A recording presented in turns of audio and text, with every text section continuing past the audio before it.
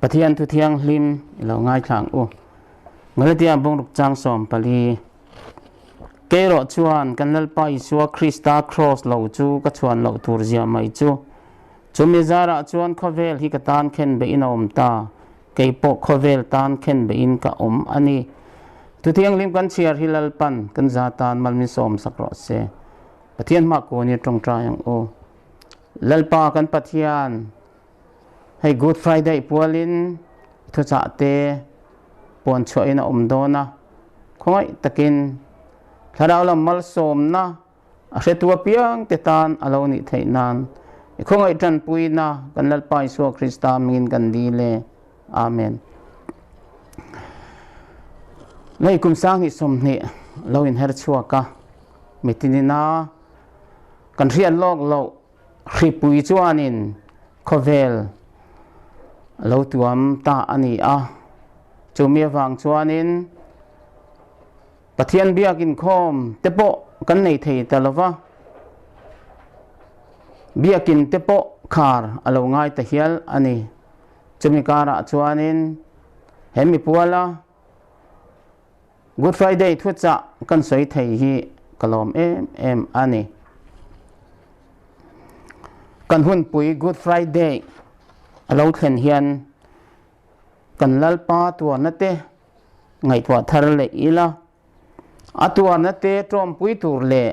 he tua ra wanga tharau lam mal som na kan chan te hi i ngai tua thar le ang u tuna po hian a hu hovin pathian be thei lo ma ila mi mal tin ten mani in chunga he Good Friday hun poimo tak mai hi kan mang theya ama ne na kanin pol na chu adal chuang lawani ti hi kanin nga na le kan ngai to na ni sela chung tin ten he hun hi thatak mang turin in bua sayang o hemi puala thu cha kan sei du chu kong thumin kan sei du a ama sabera chuanin barabange isua ti lai hi ani a lali suwa mantirin oma achung thuwa rorel sakina oma pilata kai hruai na hnuaya mi puiten andu zong an puang chua ka chuda chuanin baraba le isua chu bukin aumta ani baraba chu kan ria misual tual tha mang ania tanin atang mek ania hem huna hianin misual pakhat tal chu chua tura dan ania pilatan mi puite ma a baraba le isua chu akhai khin ta ani voinia hian tunge chua zalen ila indu baraba nge isua ti in mi puya chuan azwar ta ani a ti chuan mi puite chuanin baraba ti in an au chuak ani a chutiani lai chuanin isua Krista anti hi entin nge ka ti don ti in an zuara mi pui ho chuanin crossa kheng bedro ti in lali suwa khen be chuan du zoka misual baraba chu chua an du zok ta ani unaw te u voinia hianin mi pui hi kandem mai the ani andem omani tiro lali suwa aya misual baraba chu an du zok kat mai lai hi andem ani chutiang ani lai chuanin voinia hianin kemani lam hanin enta ila baraba le isua hi tuna po hianin bukin au megani ti hi ngai tua thiamang o lali suan khen be hun lai hi man lai thil ani a tunai ro chuanin lali suwa chu kan thin lunga oma kan ko chunga a oma ama ring tu te kan ni chutini lai chuanin sual mi hring sual na ke ma ni a hian om boka chu Baraba le Isua ke ma ni om kop ve chu bukin au me ka ni ti hi kanin ngai tua thiam poimo in ka ria ani ahun lai mi pui te ang hianin tunge khen be kan du zok le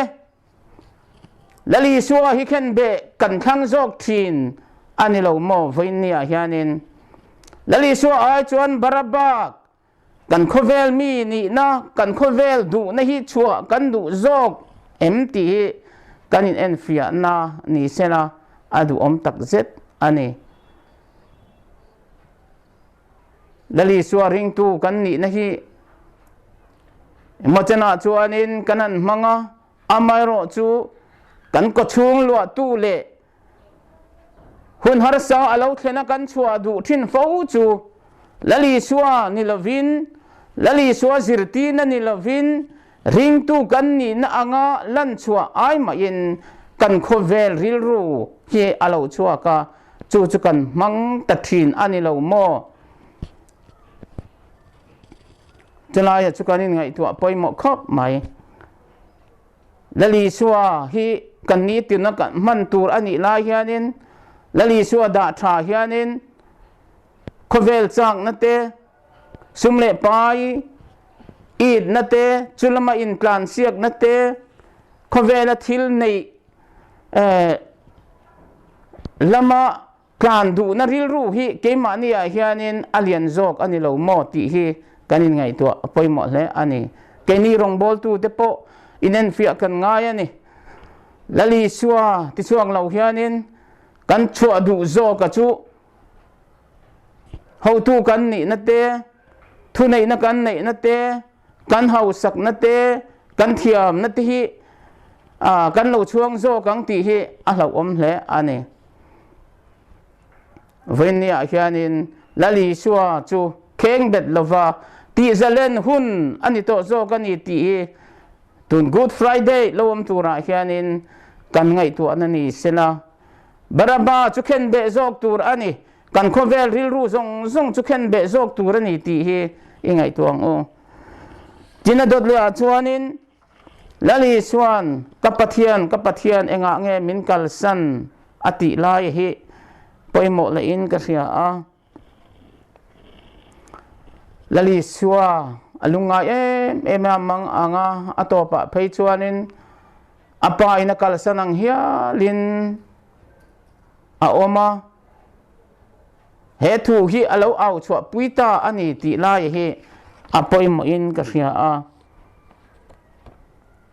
achunga lali suwa chunga thilthleng hi voinia hian ingai tu thar le teng o mitinin an biriama akorten li saka korfor senduk ti elnan an hak tira tiang tiken tirin lal angin chibai an buk dera chu mai chu anilo hing lukhum an khum tira an soisa a an vua a chilan cha ka an neka an benga ti in chin thain asoi ani chutiang chuanin ti el na nen crossa kheng bedro ti in lali suwa chu soisak le ti du da ani a mi pui song hianin an du chu thitla ka an ruat ani thi sen ti ngoi ni in alang ani chutiang chuanin khen be in aum ta a kapa enga nge min kal san ti in au chuak te hia la chuda chuanin athara atha ta a athita ani ti hi bible kan mu dan ani iswa chunga thil thleng zong song hi pathianin sual amu dan ne ati du dan ani chu sual chu mi hring ni na ani a isayan ani chu kan bo chiat na wangin hiamin oma kan kholo na te awangin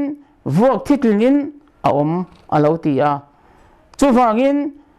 kan sual chu Krista a chuan mu sit le soi sakin a oma thitlak ani na chu isu a chuan alo langa khen be le ti hlumin alo om ta ni chu lalpa chu khakin om ro se piladan isua chu ti hlum tura apek vele miswal baraba chu chua zelenin awm ta angkhanin isua thi na chu kan sual zong zong thi na alo ni a pathian laka kan lo sual na zong zong chu khen be alo ni ta a ti thi in alo om ta ani thangkam tu thangata sawa chuakang hian ke ni hi sual laka ta kan chuak ta hlo ani hi kan sual na zong zong chu Christian min phur saka khen be in alo om ta ani o now pathian laka ibat zong zong chu Christa a chuan klak anita thiam chang ilo nita suala ta chua inita itan thiam lo chan tin reng awm to lo Christa ti sen chuan asil fai to chia mi thiang lim sual na nei lo van ram kai klak ilo nita ni chu ini na ani ti chu pomla tuna hianin puang ro le engang mi po ni ro i suana purvek to chambang reng om to lo chu tak mai chu ini na ani ti ipom chuanin Good Friday dik tak chu ilo mangta ani adon ya chuanin cross so lo chu ti hi poimo lein ka ria a ring tu nun chu cross so chuang nun ani chuan tur dang hi kan lo nei len lutuk emo kan lo nei ve chuanin chulaya chu kanin en fia apoimo na lai chu ani how to ni na thiam na how sak na ta chu khen be vek klak ani a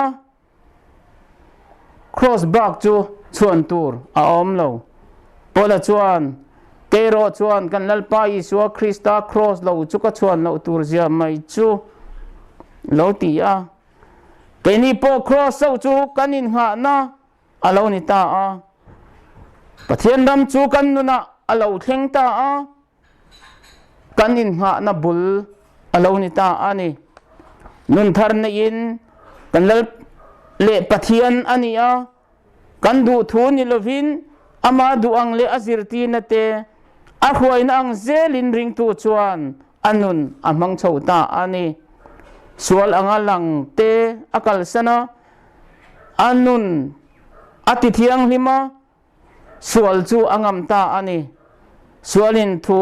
achunga anei to lo pathian du zong lama ke ape na Krista an na lama alo thang lian deuh dewa midang te tan ti sa le tharawa mal som na thlen tu le khamuan tu alo ni ta ani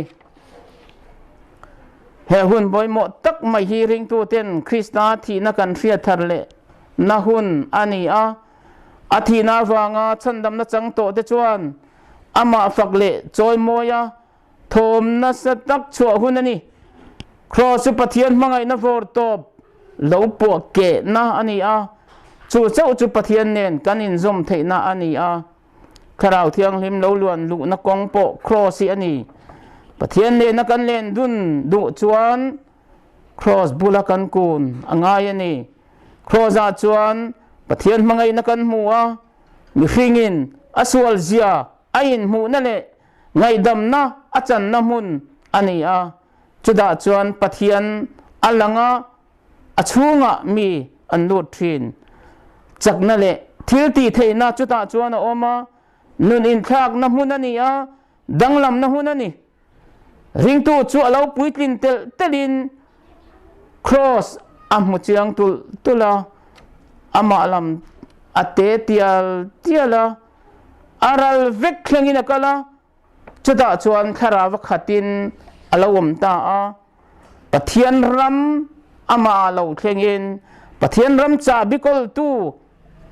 alo ni ta ani tu kan soi te lalpan kan zatan mal min som sakro se amen.